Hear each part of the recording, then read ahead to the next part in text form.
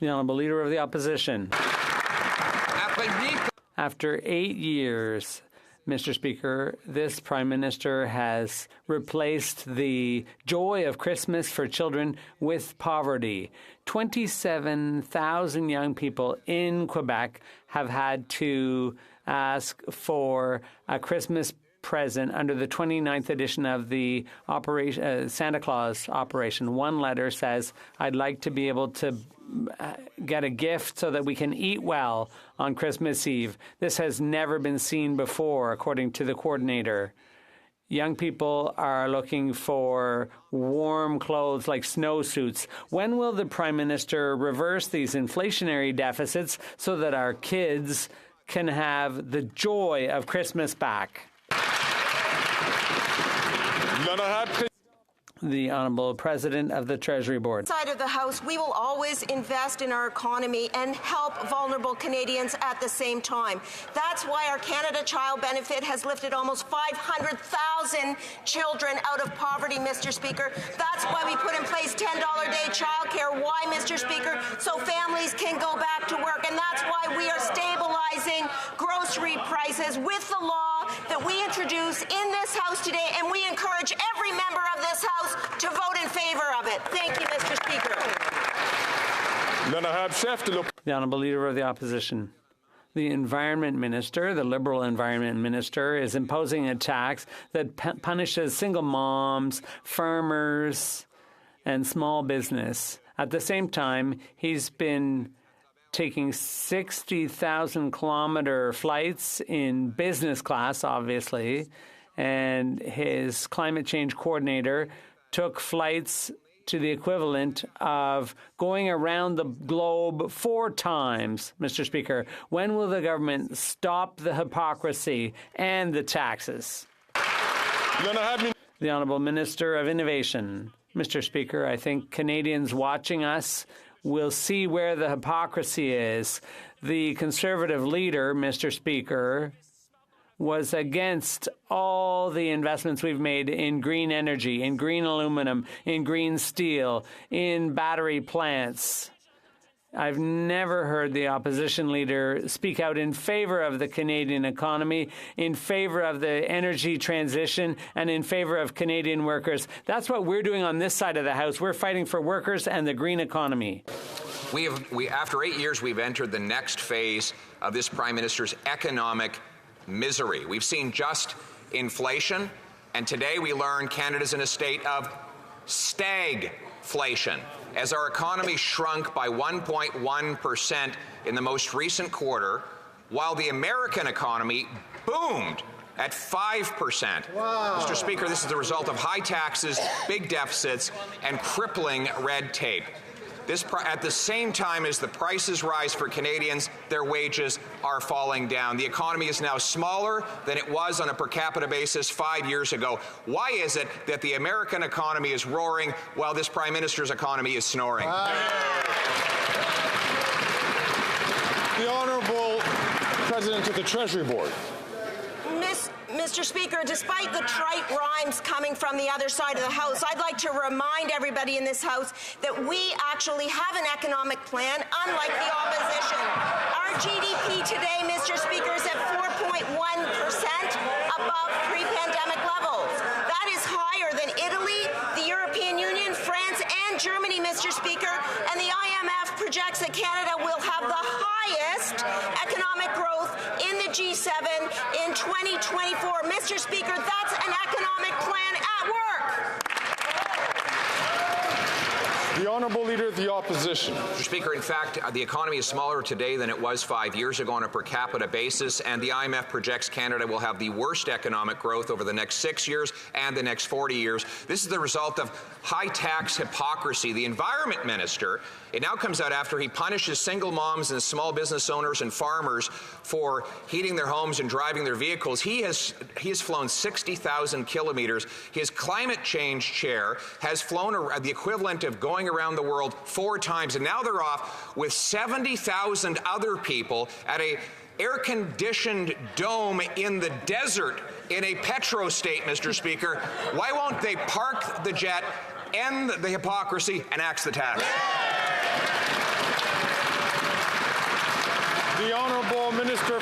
opposition. Mr. Speaker, there is one number that the Conservative leader will not talk about, Mr. Speaker, is that Canada ranked third in the world for foreign direct investment. Yesterday, Mr. Speaker, just yesterday, Dow Chemical announced one of its largest investment in 126 years in Fort Saskatchewan, Alberta, Mr. Speaker. This is going to be thousands of jobs, hundreds of thousands of hours of construction, Mr. Speaker. This is how you lead the economy. This is how you lead a country. This is how do you lead to bring investment in this country, Mr. Speaker. The Honourable Leader of the Opposition. I think he wants to lead the party, Mr. Speaker. While his Prime Minister leads the economy into a ditch, the high tax hypocrisy knows no bounds. Now First Nations are speaking up. First it was revolting Liberal MPs who were worried about losing their seats because of the Prime Minister's tax on home heat. Then it was other premiers refusing to collect the tax. Then it was farmers fighting for their ability to produce food without taxes. And now First Nations, over 100 First Nations communities have taken this government to court because they're violating the rights of our First People with the carbon tax on rural and remote people. When will they stop violating the constitutional rights of First Nations and axe the tax? The Honourable Minister. Well, first of all, Mr. Speaker, they're not our First People, but they are our First Nations, which are independent First Nations. And, Mr. Speaker, this government from no, they're not. Listen to that, Mr. Speaker. The colonialism in this place from the Conservatives just won't quit. I will say, Mr. Speaker, that we respect First Nations on this side. We know that they're leaders. That's why we've invested hundreds of thousands of millions of dollars in First Nations to ensure equity in water, in child welfare, and in housing, and we'll continue, Mr. Speaker. L'honorable député de La Prairie. The Honourable Member for La Prairie. Will the Honourable Member from Battle Creek Crowfoot please wait his turn to ask a question? The Honourable Member for La Prairie. Monsieur le Président. Mr. Speaker, Quebec alone gets as many asylum seekers as all the other provinces combined. This has cost Quebecers $460 million, even though refugee claims are a federal responsibility. Quebecers shouldn't have to foot the bill for Canadians, nor do they deserve the arrogance of an immigration minister, even though he's from Quebec, who tells them he's not a bank machine. It's a shame to have to go over a Quebec minister's head to solve a problem for Quebecers, but that's what we have to do. We have no choice. So I call on the Minister of Finance. Will she reimburse Quebecers? The Honourable Minister. Monsieur le Président. Mr. Speaker, clearly there's a global refugee crisis. Canada is affected by it too. We have a moral duty to do something. Asylum seekers are a shared jurisdiction between Quebec and Canada, and we will continue to have discussions with Quebec City. The Honourable Member for La Prairie. Mr. Speaker, it took a minister from New Brunswick to finally get the federal government to acknowledge Quebecers' generosity toward refugee claimants. On Tuesday, the Minister of Intergovernmental Affairs acknowledged that Quebec's public services and community organizations were overwhelmed. At least he acknowledged it. That's a start. Meanwhile, Quebecers have had to pay $460 million, even though it's a federal responsibility. On Tuesday, the minister undertook to speak to his colleague, the finance minister. Has he done that? And when will they send a check to Quebec for $460 million? The Honourable Minister of Transport. Mr. Speaker, I'm glad my colleague has acknowledged the work done by my colleague and friend, the Minister for Intergovernmental Affairs. There have been very constructive talks between the immigration minister and his counterpart in Quebec City. I've had a number of meetings with other members of Mr. Legault's cabinet. These are solid ties. The Bloc is trying to suggest that there's a squabble, but the only fight here is one that the Bloc is trying to pick, but there is no such fight because we're working together well. Burnaby Sud. The Honourable Member for Burnaby South. The U.S. officially charged an Indian government employee with attempting to assassinate a member of the Sikh community in New York. The target was on the very same list as Sikh Canadian Hardeep Singh Nijjar, who was murdered in Surrey. These new allegations make Sikh Canadians feel even more unsafe. Meanwhile, the Conservative leader is siding with the Modi government and blaming Canada. What is the government doing to ensure the safety of Sikh Canadians amid these serious allegations? The Honourable Minister. Mr. Speaker, I thank the Leader of the NDP for that important question. Obviously, the RCMP, with their policing partners across the country, are very engaged with the Sikh community and other communities across the country that understandably feel an increased threat level. With respect to what the U.S. Justice Department filed in a court in the United States yesterday, it is obviously a source of concern that's understandable in the Sikh community. The RCMP are continuing to collaborate with American law enforcement partners and will do everything necessary to ensure the safety of Canadians. Hear, hear. L'honorable député de Burnaby Sud. The honourable member for Burnaby South. We learned with great sadness that children in Quebec are asking Santa Claus for warm clothes and food. Operation Santa Claus has seen an increase in the number of these requests. 2,000 more requests have been made over year. How is the government going to deal with this crisis? L'honorable ministre. The Honourable Minister. Mr. Speaker, we are here on this side of the House continuing to build an economy that works for all. That's why we introduced a bill here in the House today to build the economy for children, for seniors, for small business, and for grocery prices. That's our plan, Mr. Speaker, and I would encourage everyone in this place to vote in favor of it. The Honourable Leader of the Opposition. In an interview with CFRA's Bill Carroll, Dr. Barry Dworkin reported the case of a United Kingdom doctor who came to Canada fully qualified and ready to practice, but denied the ability to take a work permit simply because she was self-employed, an obvious paperwork snafu. She joins the 20,000 immigrants to Canada who are doctors that can't work, 32,000 nurses. Why won't the government take my common sense plan to bring in a Blue Seal professional standard that will allow immigrant doctors, nurses, and other professionals to quickly prove they are qualified, get to work earning powerful paychecks, serving patients in need? The Honourable Parliamentary Secretary. Thank you, Mr. Speaker. Thank you to the member across for the good question. We are working in partnership with the Ontario government to help reestablish all the foreign doctors, making sure that they can get accredited. Thank you so much for the question. The Honourable Member from Calgary Forest Lawn. 8 years of this Liberal NDP government, they're not worth the cost. While the U.S. economy is booming with a growth of 5.2%, Canada's economy is shrinking. Canada will have the worst GDP per capita growth in all developed nations. In fact, U.S. GDP per person will be $80,000. Canada's only $50,000. Never has a government spent and taxed so much on Canadians with so little to show. Will the Finance Minister stand up today and tell Canadians why she's taking more from them and making them poorer? Yeah. The Honourable Parliamentary Secretary. Mr. Speaker, while the Conservatives continue to talk down the economy, allow me to add in a few more facts into this House. We have ensured that 1.1 million additional jobs are available to Canadians since the end of the pandemic, Mr. Speaker. And that's important because those are well-paying jobs. Mr. Speaker, wages have actually increased and outpaced inflation in this country. And the report that the Conservative colleague cites, Mr. Speaker, indicates that there was a significant upwards revision of Canada's growth in the second quarter in this country, Mr. Speaker. Thank you.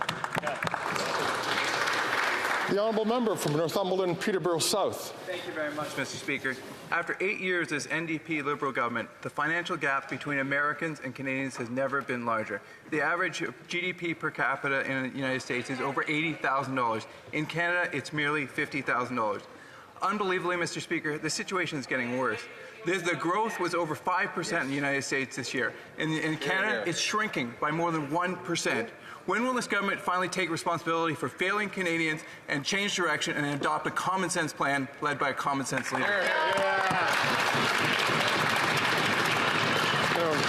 Once again, encourage all members, especially the member from Timmins James Bay, to wait his turn to ask a question. The Honourable Minister. Mr. Speaker, I'd like to thank the member because he gives me the opportunity to talk about an American investment that just happened yesterday, Mr. Speaker. In fact, Dow Chemical made one of the largest investments in 126 years of history, Mr. Speaker. They're going to invest more than $10 billion in Fort Saskatchewan, Alberta, Mr. Speaker, to do the first net zero ethylene plant in the world, Mr. Speaker. We're going to be producing green plastics. We're going to create jobs. We're going to grow the economy. That's a plan for the future, Mr. Speaker, and we're going to put it in place, Mr. Speaker. The Honourable Member from Northumberland, Peterborough South. Thank you very much. The reality is the more this government spends, the poorer Canadians get. Over the last 8 years, this government has imposed a record tax burden on Canadians, levels of debt and deficits never seen before in this country, and the result is the worst per capita growth rate since the Great Depression. Record food bank usage, 2 million Canadians going to a food bank every month. Why are these Liberals so hell-bent to bankrupt Canadians? The Honourable Parliamentary Secretary. Mr. Speaker, our job as a government has been to balance compassion with fiscal responsibility, and that's exactly what we've done. We are there for Canadians with the Canada Child Benefit. We are there for families with supports. We're there for our seniors with supports, Mr. Speaker. And when the member opposite talks about being there for Canadians, I wonder why that very member has been filibustering our motion on the Canada Pension Plan in Finance Committee for weeks now, Mr. Speaker. We will continue to be there for Canadians. The Honourable Member for Charlesbourg-Haut-Saint-Charles. Mr. Speaker, yesterday we learned the U.S. economy grew by 5%, while in Canada our economy shrank by 1.1%. The American economy is booming and Canada's is stalled. Americans are getting richer, Canadians are getting poorer. Given these figures, will the government admit their economic plan is a failure? The Honourable Minister of Transport. Mr. Speaker, I'd like to commend my colleague's courage in asking a question in French. It's not easy for a francophone in the Conservative caucus, and even though I disagree with him, all Liberals here will stand up for his right to speak French.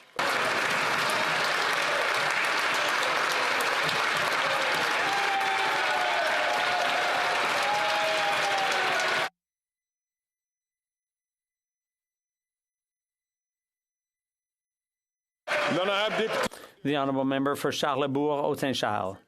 Mr. Speaker, to answer clearly in French, a comment like that, I'd like to point out that my colleague apologized at committee. Can I continue, Mr. Speaker? Okay. My question is, Operation Santa Claus has been around since 1995 in Quebec. Young people are sending letters to Santa Claus. Normally they ask for toys, but this year they're asking for warm boots and snowsuits. Does this make any sense for this to be the situation we're in? The Honourable Minister of Transport. Mr. Speaker, there are two official languages here, English and French. Both can be used.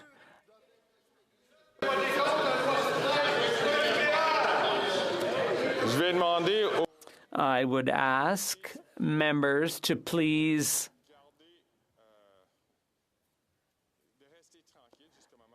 stay quiet and calm while a person answers a question. The Honourable Minister of Transport, from the top.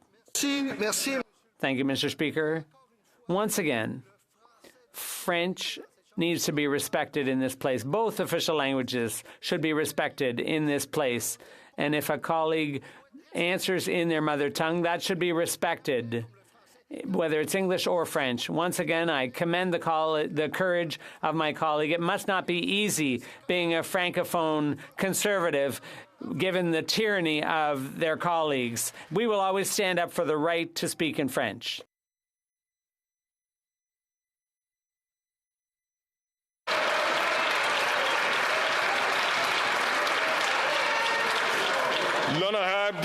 The honourable member for Avignon, L'Amitis, Matane, Matapédia. Mr. Speaker, COP28 kicks off today, and already the Liberals have had time to make another cowardly decision on climate change. Yesterday, Canada announced it would not allow the final declaration to state that we will one day have to move away from fossil fuels. The COP hadn't even started yet, and already Canada was fighting alongside the other petromonarchies to pollute more and more. To quote Greenpeace, the government is seriously slowing down the global fight against climate change. Mr. Speaker, why are the Liberals sabotaging the world's efforts to fight climate change?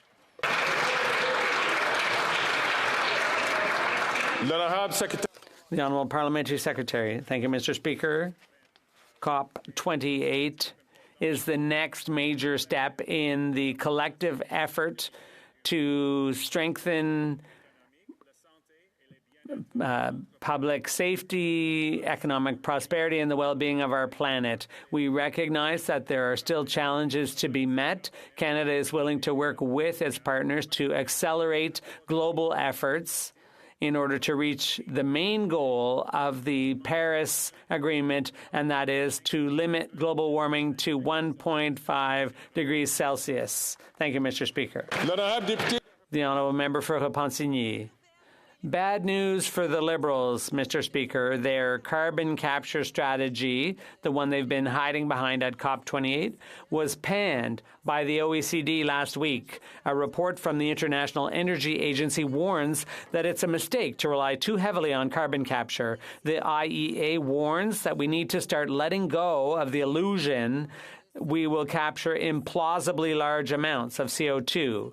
It insists there's no alternative to switching to clean energy. When will the Liberals finally understand that their carbon capture strategy they're talking about in Dubai is nothing but a mirage? The Honourable Parliamentary Secretary. Thank you, Mr. Speaker.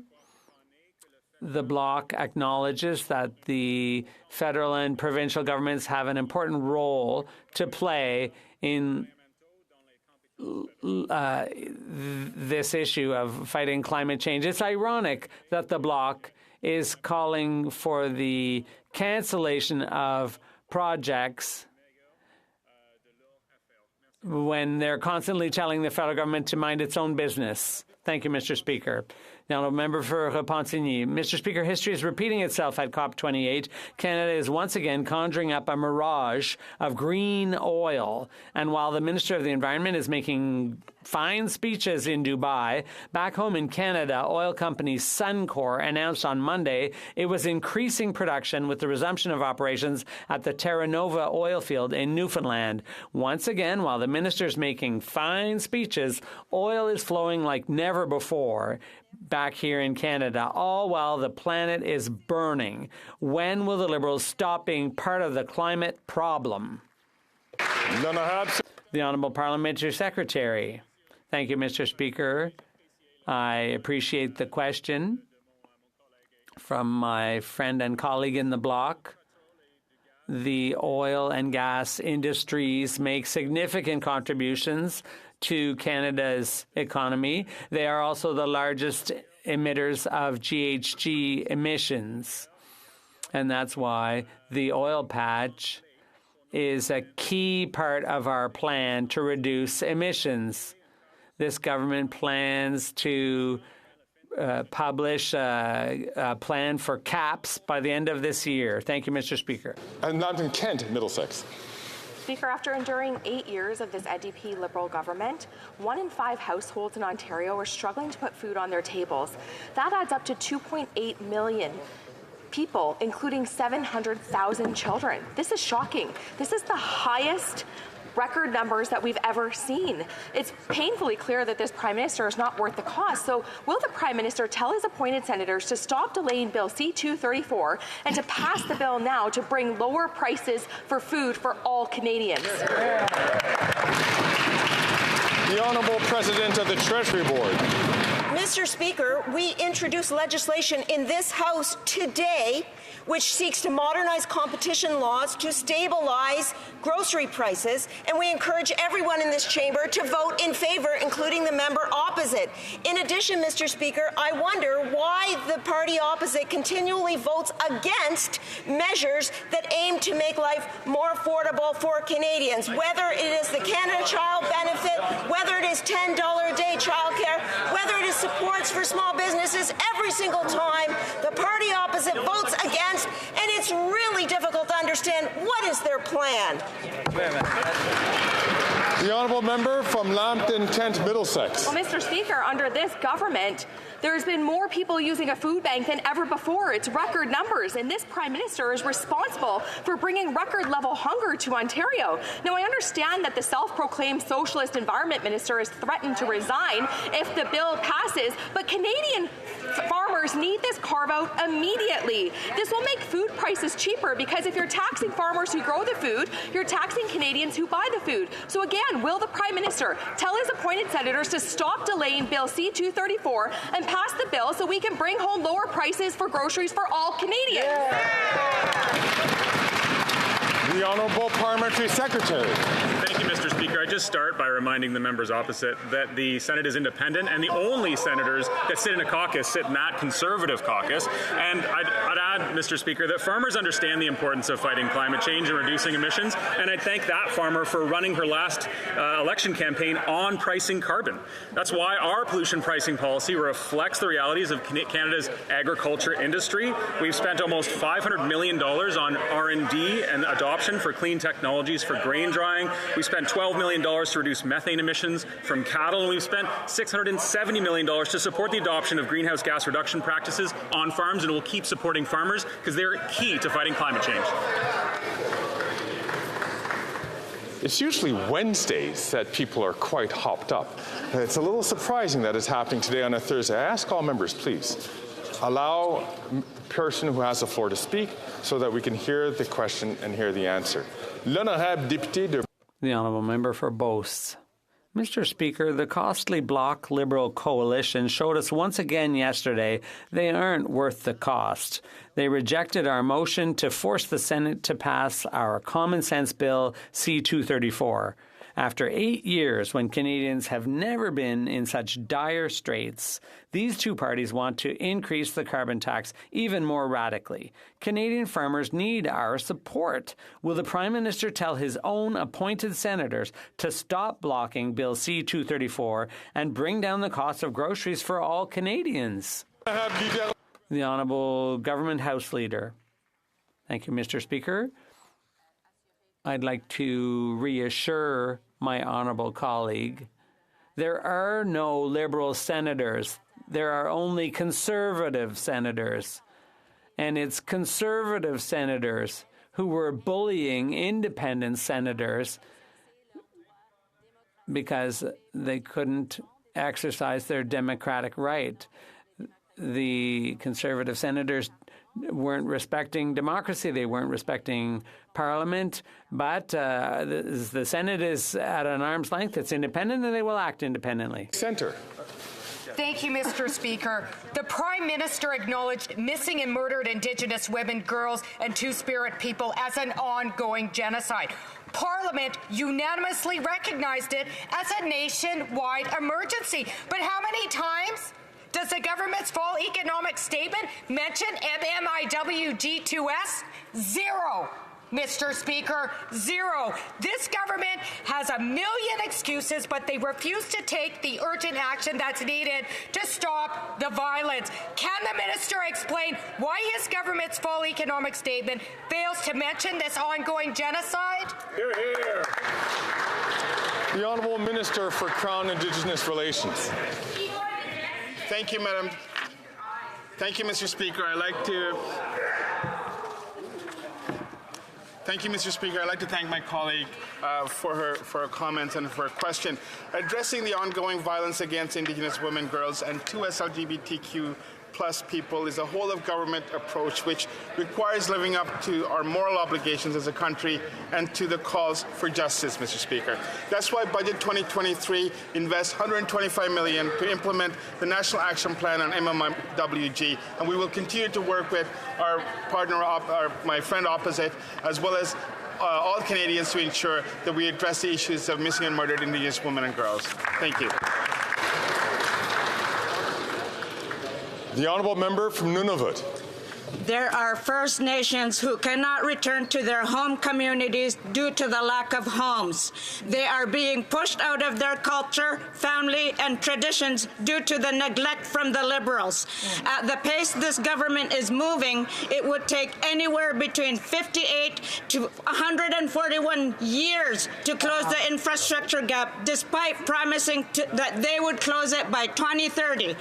Can this government tell us when enough homes will be built for First Nations to be able to live in their home communities? Yep. The Honourable Minister. Well, thank you, Mr. Speaker, and I share the member opposite's sense of urgency for closing the infrastructure in First Nations. And let me tell you, Mr. Speaker, in 2015, we inherited a situation where no investments had been made in housing, and since 2016, 30,000 homes or renovations have been completed across the nations with the leadership of First Nations, investing in new models, ensuring that people have the tools and the support and the equity to be able to continue to close that gap. We'll be there, Mr. Speaker, as a truthful partner with First Nations. The honourable member from St. John's East. Every day, approximately 12 people die by suicide in Canada. Each life lost by suicide can have far-reaching effects, whether that's families grappling with the loss of a loved one or the effects that are felt in communities. It's essential for Canadians to have timely access to suicide prevention. They need to know that they are not alone, that there is someone there to help.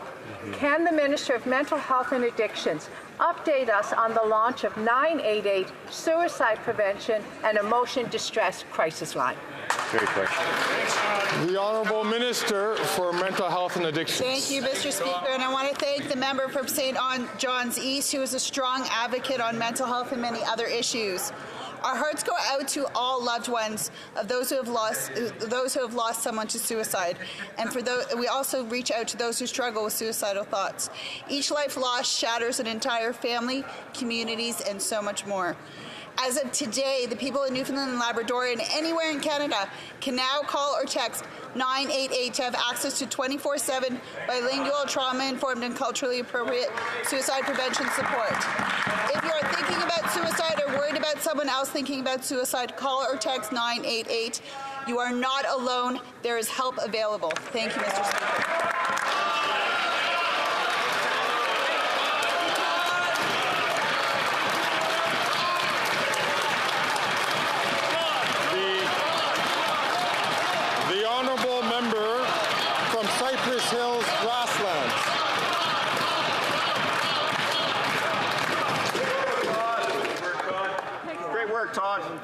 Mr. Speaker, Canadians know that after 8 years, this Prime Minister is not worth the cost. People see it on their grocery bills, and farmers who grow the food see it while paying for their fuel.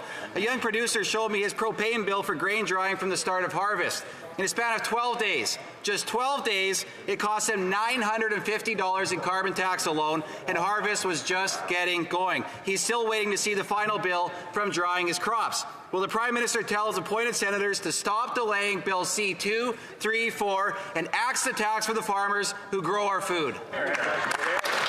The Honourable Minister for Innovation. Mr. Speaker, I'd like to thank the member for the question. In fact, I know he's a very influential member of his caucus, Mr. Speaker, and people watching would know that.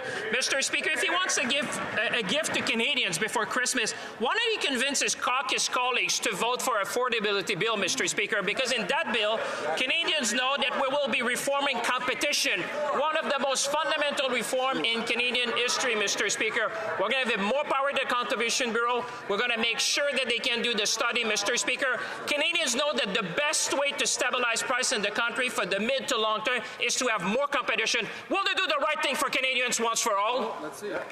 The honourable member for Cypress Hills Grasslands. Well, the fastest way to provide more affordability for Canadians would be to pass Bill C-234. Mr. Speaker, we have the receipts to show just how much the carbon tax costs farmers who grow the food. The natural gas bills for different months from a Saskatchewan farmer show that 1 month without grain drying is $135 a month, but 1 month with grain drying, $6,400. Wow. That's why the House passed Bill C-234 to give farmers tax relief. Who does the Prime Minister think should pay that ridiculous cost? The farmer who grows the food or the families who are struggling to put food on the table for their kids? The Honourable Minister. Mr. Speaker, 2 points. First of all, the only senators that are managed by anyone in this chamber are Conservative senators who sit in the caucus of the Leader of the Opposition. Second point is that if the members opposite were so concerned about food affordability, I would urge them to take a look across the pond at the instability that Vladimir Putin's illegal war is causing to food and supply chains around the planet. Ukraine is traditionally known as the breadbasket of the planet. Food supply issues and the cost of food is directly related to that illegal war. It would be great if the members opposite got behind supports like the Canada-Ukraine Free Trade Agreement. The honourable member from Tobique-Matiquac. Mr. Speaker, yesterday the Liberals voted with the Bloc to keep the tax on farmers. This bill would have saved farmers nearly $1 billion between now and 2030. This Christmas season, people are hurting. PEI farmers are paying between $30,000 and $75,000 more a year due to the carbon tax, and a farmer in Western New Brunswick has had his costs increased by over 30% on freight alone. This is unbearable for our producers and consumers. When will this Prime Minister finally hear the cries of our farmers and tell his senators to pass Bill 234? Amen. The Honourable Minister for Agriculture and Agri-Food. Mr. Speaker, unfortunately, the opposition Conservative Party does not have a plan for the environment. Quite simply, on Prince Edward Island, they're well aware of what the environment can do. With Fiona, we had winds of over 200 kilometers an hour. We destroyed burns. It killed dairy cattle. Quite simply, Mr. Speaker, if you do not deal with the climate, you do not do anything with grocery prices. Our government has a plan for the environment, and we will lower and stabilize the grocery prices. Thank you, Mr. Speaker. The honourable member from Moose Jaw Lake Centre. Mr. Speaker, after 8 years of this NDP Liberal government, everyone is struggling. Farmers across Canada buy their goods retail and sell what they produce wholesale. Farmers are now paying $150,000 in the inflationary carbon tax. They know this Prime Minister is just not worth the cost. When will he tell his appointed senators to stop delaying C-234 and axe the tax so people can afford their groceries? The Honourable Minister for Agriculture and Agri-Food. Mr. Speaker, again, I tell my honourable colleague what his party and his leader needs is a plan for the environment. We have a plan for the environment, and in fact, just 2 weeks ago, I was able to make an announcement in Manitoba with the government in order to create the last living lab right across this country. And in fact, what goes on with living labs is that scientists, farmers, and the industry. I'm going to ask again, I've asked a couple of times for these colleagues, please keep your voices down when you don't have the floor. It's time for the minister to answer so that we can all hear the answer. I ask the member from Brantford Brant, please to do so, and South Shore, St. Margaret's as well, to keep his voice down. The Honourable Minister from the top, please. Thank you, Mr. Speaker. As I indicated quite clearly, if you're going to deal with the environment, you have to have a plan for the environment. We have a plan for the environment, and I was just using one of many examples that we have. Living labs right across this country. What we do with living labs is make sure that farmers, scientists, and the industry itself works together in order to make sure we deal with climate change. We produce better crops. We take carbon out of the air and into the soil. We will continue to work with farmers and ranchers right across this country in order to make sure we stabilize food prices right across this country. Thank you, Mr. Speaker. The Honourable Member for Saint-Hyacinthe-Bagotte. Thank you. Well, Mr. Speaker, the National Assembly unanimously criticized Ottawa's decision to give the contract for surveillance aircraft to Boeing without a bid for tender. All of our elected officials in Quebec have criticized this deliberate choice to push aside our aerospace industry. And this is not just depriving the industry of a $9 billion contract. Ottawa is also hurting sales of Quebec aircraft abroad by turning up its nose at our aerospace sector in front of all of our trade partners. This is not a great sales strategy. Do the Liberals realize that they're hurting our aerospace industry throughout the world? The Honourable Minister. Thank you, Mr. Speaker. As my colleague said, developing our aerospace industry is something we will be able to do even more with this morning's announcement. And we will also be giving the armed forces the tools they need to protect us here in Canada and to defend Canada's interest abroad. That is why businesses like CAE and others in Montreal, Mirabel, and elsewhere in Canada will be able to benefit from the various benefits from this morning's announcement. The Honourable Member for Terrebonne. Mr. Speaker, let's be serious. This is abandoning our aerospace industry, giving $9 billion to Boeing without a bid for tender. The Liberals are abandoning our biggest export sector, and they're not just abandoning our large businesses, they also haven't helped SMEs who may end up going bankrupt if nothing is done about paying back the money from the emergency fund. That's the Liberal record recently. They've hurt big companies in Quebec and small companies. I would say that ultimately they're hurting the entire economy of Quebec.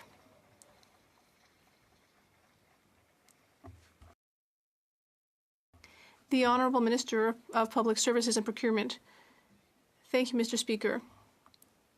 Helping Quebec's industry and helping the aerospace industry throughout Canada was one of the goals of today's announcement. Over the next few months, we will see that there will be 3,000 jobs. There will be all sorts of benefits in Canada, including Quebec, with about $400 million a year, and that will further help our workers in the aerospace industry in Quebec and elsewhere in Canada. The Honourable Member from Haliburton, Kawartha Lakes.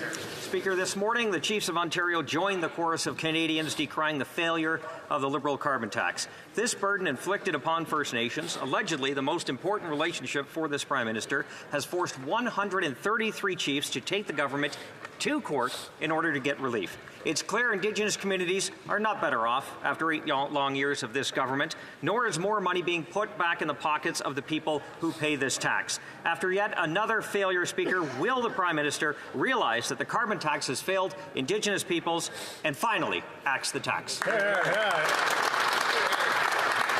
The Honourable Minister. Thank you very much, Mr. Speaker. You know, this summer we saw a record wildfire season raging across the country, and I, as Minister of Indigenous Services Canada, worked with First Nations leaders all across the country as they did the most unmanageable to protect their communities. Evacuations, Mr. Speaker, people displaced for weeks, if not months, Mr. Speaker, land and property and infrastructure destroyed. We'll continue to work on fighting climate change and protecting people as we see this astronomical threat bearing down, and I look forward to doing that with First Nations leaders.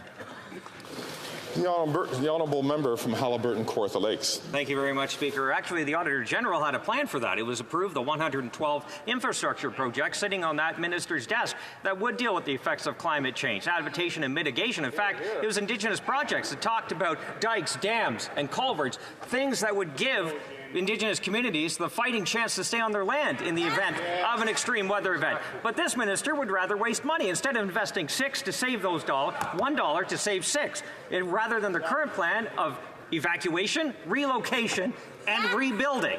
When will this minister get serious about helping Indigenous communities? Listen to the Chiefs of Ontario, axe the tax.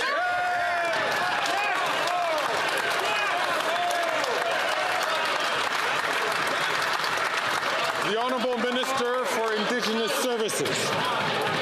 Speaker, it's too bad that the former leader of the opposition didn't listen to the Chiefs of Ontario for over a decade as the infrastructure gap grew and grew and grew, as children suffered with discriminatory First Nations child welfare, as education rates and levels were underfunded per capita.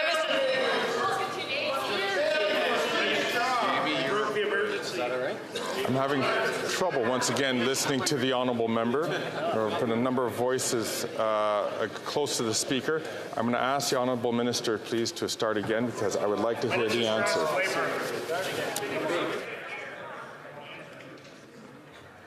Mr. Speaker, you have to ask yourself, how did that infrastructure gap get so big? And it was a decade of neglect. In fact, Mr. Speaker, the leader of the opposition on the day of the apology of Prime Minister Harper said that what people really needed to do was actually get to work and show work values. These are the kinds of ethics that these Conservatives hold in terms of First Nations. We'll continue to work with First Nations on rights in respectful ways, in closing gaps, Mr. Speaker. That's what responsible governments do.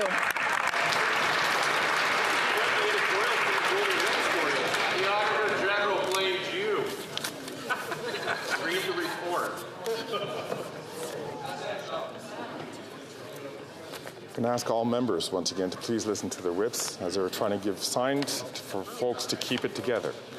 The Honourable Député de Chicoutimi. The Honourable Member for Chicoutimi-Le-Fjord.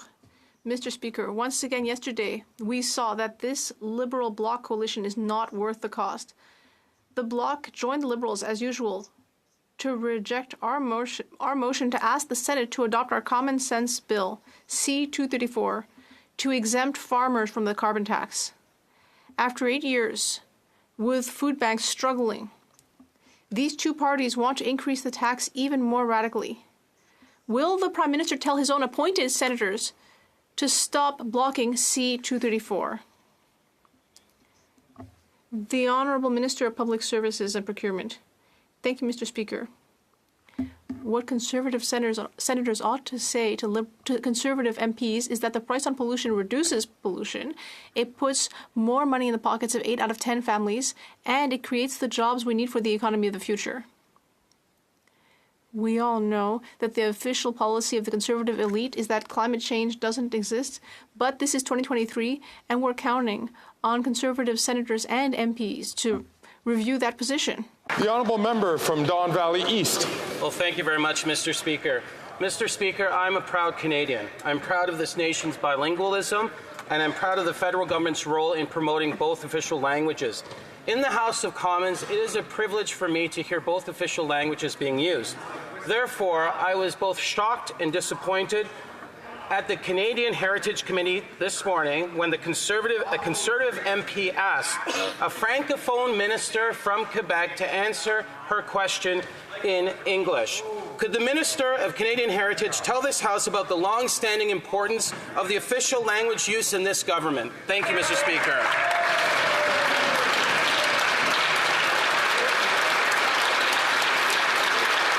The Honourable Minister. Thank you, Mr. Speaker. I'd like to thank my colleague for his question. I'd like to start by saying that I'm a proud Quebecer, a proud Francophone. I'm very proud to be able to speak French, and I would like to remind us all that we have the right to express our opinions in the language of our choice, no matter what the language the question was asked in. I was very pleased to be able to speak about the agreement with Google, but unfortunately a member of the Conservative caucus used that opportunity to question my right to express myself in my mother tongue. We are the first government to have recognized the decline of French. Bilingualism is a fundamental principle of our country.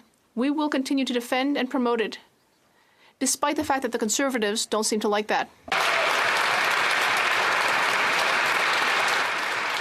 The honourable member from Thornhill. The Minister said that he would drop $15 billion on Stellantis to create new jobs. What he didn't say is that those jobs wouldn't be located in Windsor, in Ontario, or even in Canada. He's shipping taxpayer money to a Dutch company that's going to employ Korean foreign workers. Another slap in the face to hardworking Canadians who are struggling after 8 years of this government. They can't get their story straight on how many foreign jobs this $15 billion is buying. So why not release the contracts for Canadians to see for themselves? Common sense. The Honourable Minister for Innovation. I'm afraid I'll have to say we'll take no lessons from a party for the leader. When he was Employment Minister, Mr. Speaker, imagine not that he oversaw the loss of 3,000, not the loss of 30,000, the loss of 300,000 manufacturing jobs in this country, Mr. Speaker. And this man would like to tell us what to do, Mr. Speaker. Canadians know better. We'll continue to invest in Windsor. We'll invest in the auto sector. We'll invest in our workers. We'll invest in a prosperous Canada, Mr. Speaker. The Honourable Member from Thornhill. Mr. Speaker, he should take some lessons from this side.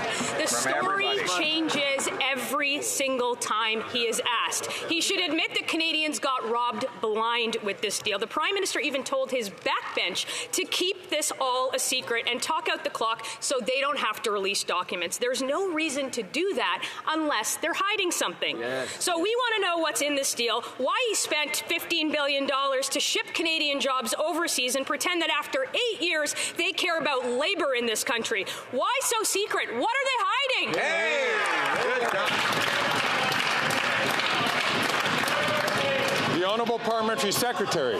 Speaker, 2,500 workers in Windsor building batteries. Canadian, local, unionized. An additional 2,300 construction jobs. Canadian, local. That message was delivered in Parliament Hill yesterday by Dave Cassidy, the president of Unifor Local 444.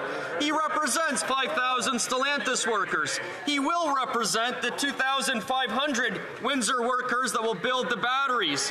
Who do you trust, Mr. Speaker? The guy who spent his whole life fighting for workers, or the guy who spent his whole life, his whole political career, fighting workers?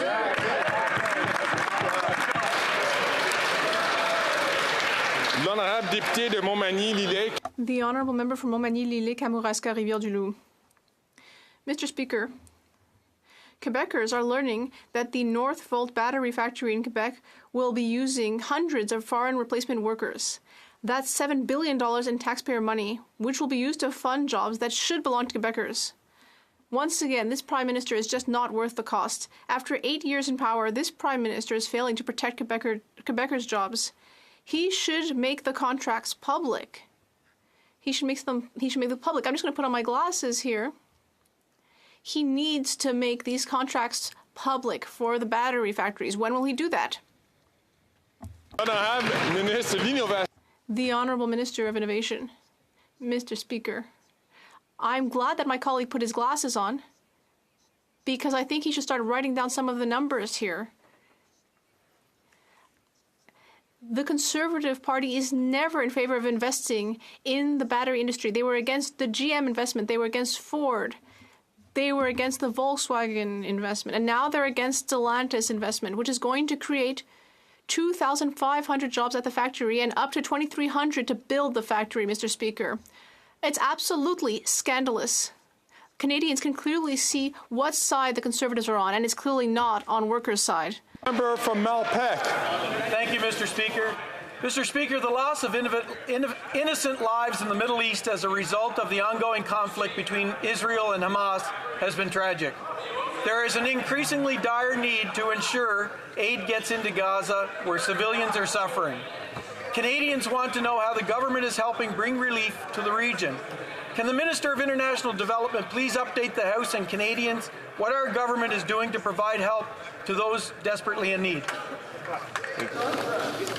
The Honourable Minister for International Development. Speaker, I want to thank my colleague for the question. Canada was the first Western government to take action by providing $60 million in aid for civilians affected by the conflict in Gaza.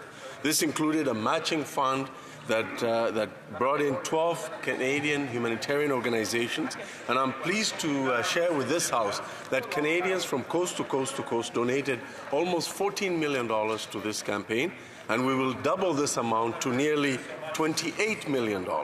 This funding will go to provide much-needed water, food, and medicines to all civilians affected by this conflict. Thank you, Mr. Speaker.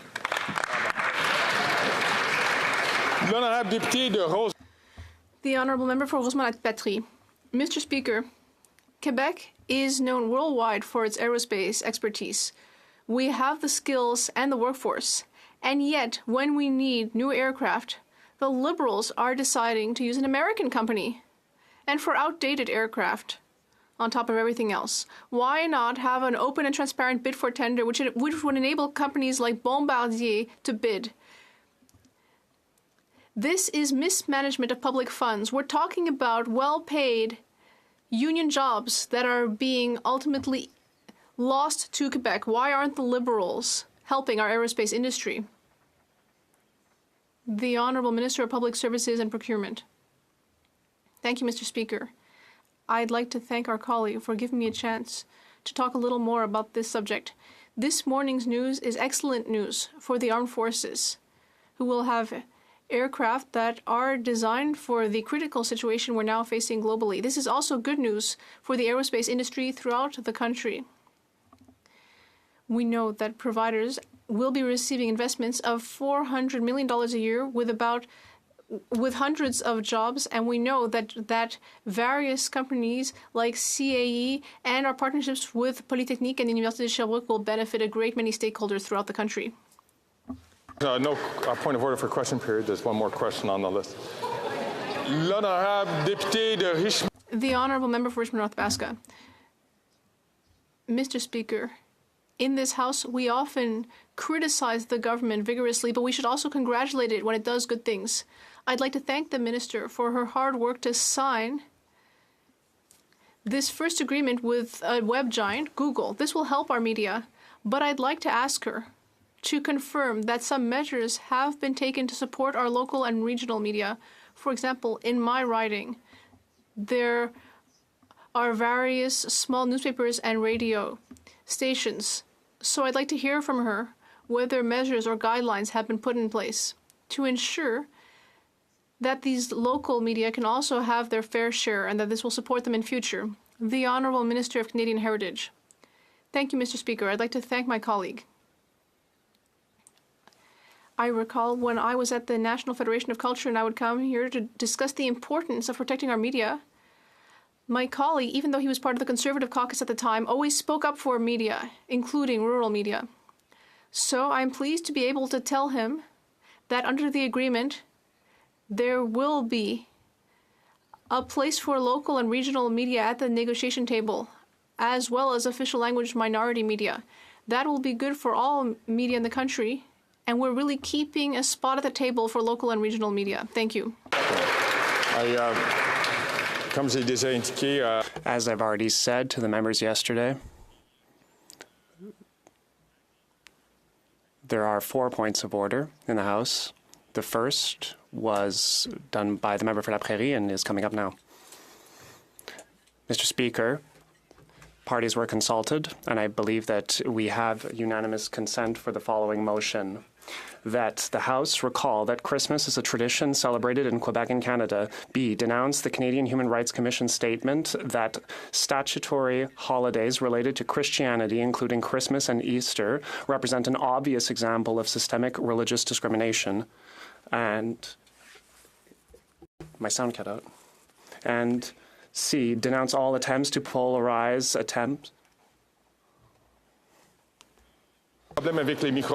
Colleagues, there was a problem with the microphones. I would ask the member for La Prairie to repeat his motion, please. Should I restart from the start?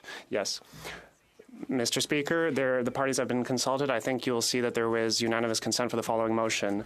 That the House, A, recall that Christmas is a tradition celebrated in Quebec and Canada. B, denounce the Canadian Human Rights Commission statement that statutory holidays related to Christianity, including Christmas and Easter, represent an obvious example of systemic religious discrimination, and that this discrimination against religious minorities in Canada is grounded in Canada's history of colonialism. C, denounce all attempts to polarize events that have been part of Quebec and Canadian heritage for generations. And D, invite all Quebecers and Canadians to unite as we approach the Christmas season. Thank you. For all those opposed to the motion, say nay. Okay. The House has heard the motion. All those opposed say no. Adopted.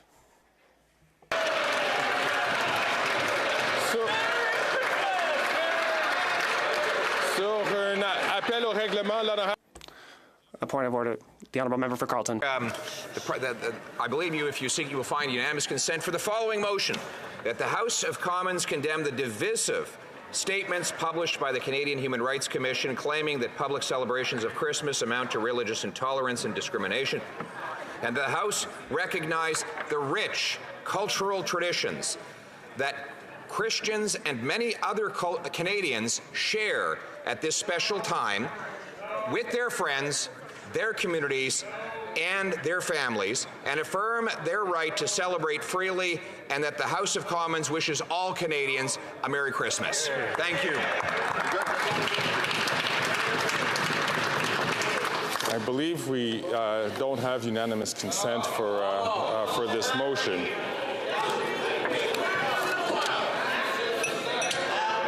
All those opposed to the honourable member moving the motion will please say nay. Agreed. There is no unanimous consent for this motion. The honourable member for Pointe de Lille.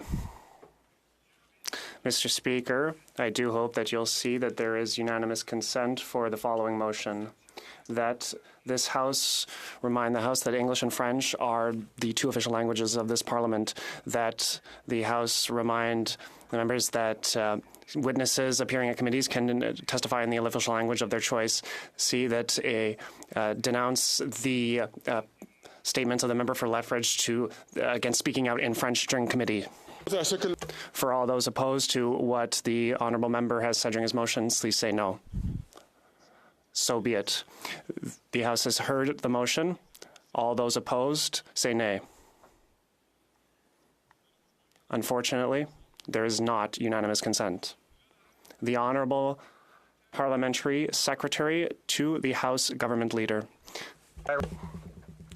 It's very clear within our standing orders, and has been a long tradition, Mr. Speaker, as we all know, that for 15 minutes of every day the House sits, we have Standing Order 31, which enables members to be able to speak for 1 minute on the issue in which they feel that is most fitting for them on that particular day. The member from Brampton Centre, not once or twice, but on 5 occasions was not able to get his statement across, Mr. Speaker. I have never witnessed that in my experience here in the House of Commons for well over 10 years now, Mr. Speaker. In fact, it took the member 15 minutes later on another ESO to be able to get his full 1-minute presentation, Madam Speaker. And even as I speak, the member across the way said that it was full of lies. Mr. Speaker, that's the type of lack of respect that I want to make reference to in terms of the point of order. Right. The member from Perth, Wellington, Nader, in fact, heckled across the street. Perth, Wellington. Oh, I'm sorry. Perth, Wellington. From Perth, Wellington, Mr. Speaker, clearly indicated that, Mr. Speaker, you were a joke. That is what the member from Perth Wellington stated. That doesn't include the body language that was also used, that in essence was a contempt of the Speaker's chair, Mr. Speaker. I would ask that the member from Perth Wellington be asked to apologize to the House, because his actions against you, Mr. Speaker, is actually an action against all of us. Correct. And the matter of the SO 31 should in fact be looked into from your office, Mr. Speaker, because I would not want to see that type of behavior going forward, where a member is denied the opportunity to have their full minute in expressing the important issue to that member. Hear, hear. I see the member, I thank the Honourable Parliamentary Secretary for raising this issue. I see the member whom he referred to in his point of order, the Honourable member from Perth Wellington, rising to his feet. Thank you, Mr. Speaker. I did indeed indicate that you were a joke. That is true. I'm sorry for that, and I withdraw. And thank you, Mr. Speaker. I thank the Honourable member for withdrawing that remark, and I consider the matter closed. We have in order.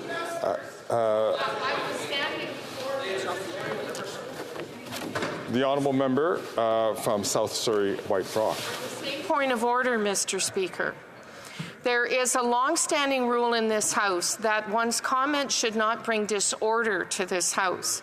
And the comments from the member that this member is defending were so egregious and so inflammatory and so erroneous that they caused disorder in this House, Mr. Speaker, and I welcome the opportunity and ask you, Mr. Speaker, to look at the transcript of what he was saying and come to your own conclusions. Thank you. I thank the honourable member on this point. I'm going to. I thank the honourable member on this point. Are we rising on the same point of order? The honourable member from the honourable minister, of course.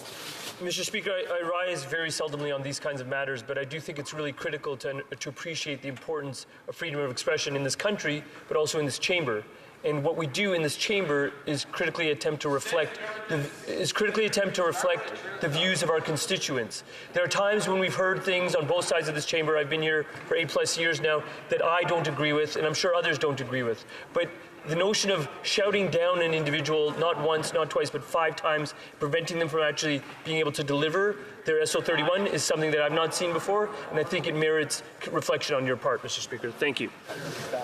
On the same point of order, the member from Leeds Grenville, Thousand Islands and Rideau Lakes. Well, thank you, Chair. And yesterday, after question period, it was drawn to the Chair's attention that during member statements that the member from Mississauga, Erin Mills, screamed profanities during a member statement. The member, myself, giving the statement, was not given the opportunity to repeat it once, twice, 3, 4, 5, or 6 times, in spite of the fact that what I said did not create disorder, but a member on the government side of the House screamed profanities. Now, Speaker, if you would like me to just because this is not on the same point of order, I'm going to get to the member from Leeds Grenville and to listen to him patiently. But the member from Nunavut has been patiently on her feet on another point of order, and I'd like to give her that extension because there had been a list of people who are on. No, you're raised. So I thank the honourable member from Leeds Grenville, and I'm just letting you know that the point of order that was raised was in regard to the member of Brampton South, as well as to the issue. I believe the other member is raising an issue towards the member from Mississauga, Erin Mills. So I'm going to ask the honourable member to then on this point of order, on the same point of order, please go ahead. The member from Winnipeg said that the 15 minutes that members are given for statements is to be sacrosanct. But the member is speaking from the benches of a party that engaged in the conduct that he was decrying today. So, Speaker, it's hypocrisy for the government House Leader's deputy to rise and cry foul when his parliamentary colleagues engaged in worse conduct yesterday. I want to thank the honourable member from Leeds Grenville, Thousand Islands, Rideau Lakes, and the reason why I want to get back to him is because the chair had expressed yesterday that we would take a look at Hansard and take a look at the videotape, and we did take a look at the videotape. We could not make out. We even worked with the folks from Hansard to see if we could detect it. We couldn't hear the words that the honourable member is going through. I did tell the House I would get back if necessary. I cannot come back to the House on this point. The honourable member from Nunavut. I am raising on a point of order based on what the Conservative leader said today during his statements and his question period regarding First Peoples. He used a possessive term to mean that Indigenous peoples belong to another nation. And I just need to remind this House that First Nations, Inuit and Métis are not owned by governments, and that this Parliament needs to make sure that it's educating Canadians that we do not we are not owned by governments. There were children in this House when he made that statement, and we need to remind Canadians that First Nations, Métis, and Inuit are First Peoples that are not owned by anyone, especially the Conservatives, and to also remind the Conservatives that when my colleague, the member for Winnipeg Centre, was making her intervention about genocide, Conservatives were laughing at her about her terms, her statement about genocide in this House. This Conservative Party needs to be reminded to respect First Nations, Métis, and Inuit. Hear, hear, hear, hear.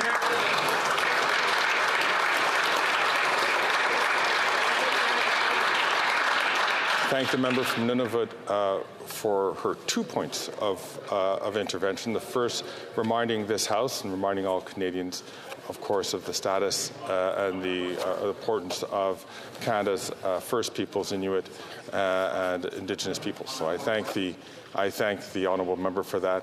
On the second matter, I will have to take this matter under revision, take a look at the videotape, and get back to the House if this is necessary. The honourable member from Battle River Crowfoot, rising on a point of order. Thank you very much, Mr. Speaker. On that point of order, it is really unfortunate that that member, while condemning Conservatives, refused to condemn the minister who used the exact same word in her reply. And, Speaker, I would quote from the Chiefs of Ontario, comprised of 133 Indigenous communities, that say, quote, Chiefs of Ontario and Attawaspaq First Nation have filed a judicial... So... Yeah.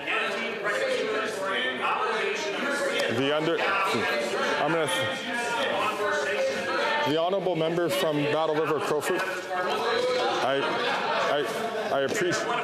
I do appreciate it. We are now venturing well into debate on this issue for the member of Battle River Crowfoot.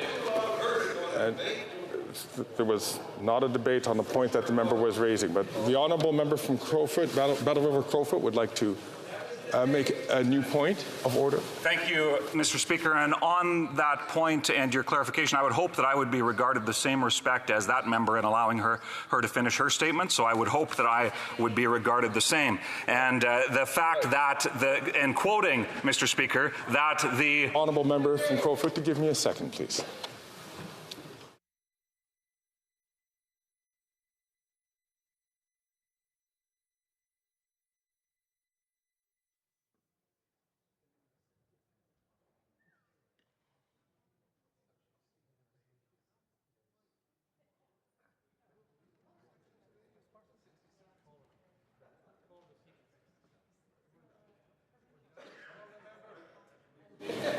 I'm going to ask the member from Battle River Crowfoot if he can try to quickly get to his point, and if he could try to summarize this within about 10 to 15 seconds, please. It would be much appreciated.